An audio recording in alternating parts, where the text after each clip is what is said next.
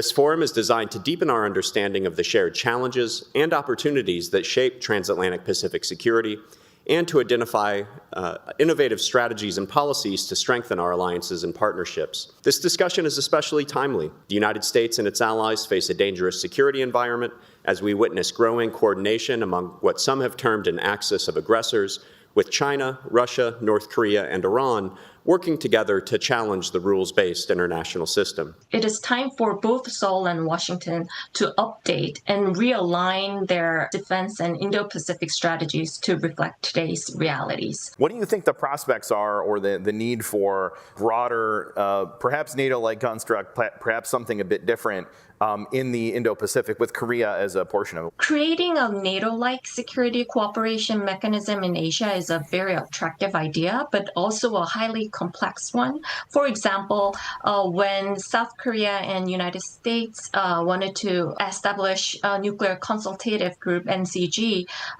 South Korea really wanted to benchmark what NATO has done and the current status of NATO. What we learned from NATO is that it's more an institutional body rather than the very practical one. Many Koreans are now realizing that Europe is a critical player for a number of reasons. If you're looking at this from the perspective of the US-Korea alliance, it's important to take and have South Korea involved in helping Europe, because if there is a crisis on the Korean Peninsula, I think you want to avoid a situation to where Russia is a threat in Europe that is constraining European abilities to potentially provide support to South Korea in a crisis. Europe is just beginning to realize that other than Japan and China, there is another critical player, South Korea, that is a technologically advanced democracy with hiccups. Europe is a sort of a complicated lattice work of different institutional and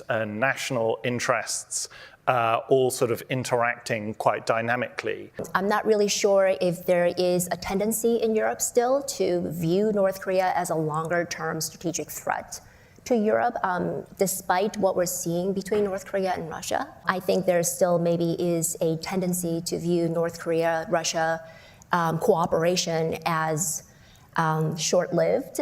There is a sort of a broader communications effort that can be done to sort of say, hey, Europe, you're dealing with Russia as a sort of malevolent player cutting undersea cables. This is how we are seeing maritime security threats in our region. Military development has traditionally been centered around the army. So, however, the Indo-Pacific region, maritime security becomes increasingly important. So it is essential to further strengthen the capability of Navy and Air Force as well.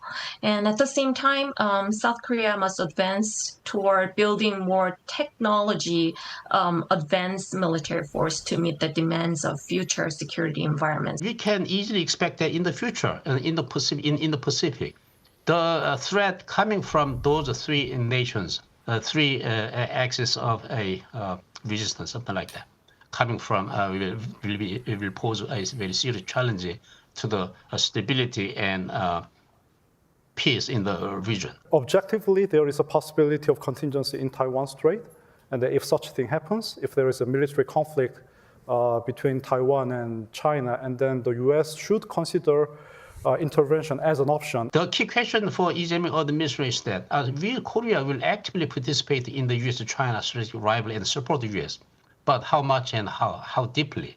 I think that's one of the challenges. The foundation of the alliance is what gives me optimism, even in a complicated time, both bilaterally and geopolitically, geoeconomically. The institutions appear generally to be working. I don't think there's such thing as regional when it comes to South Korea and the alliance. I mean, this is a global impact situation. In the real world, we've got to work through the opportunities that we have. And I see this as an opportunity of a century. I'm not saying they're not without challenges, but in the transactional sense that this administration is going over, we can agree that America First also includes our partners and allies and has to include our partners and allies. And we got to figure out a way to ride that as an opportunity and not just complain about it as a talking point.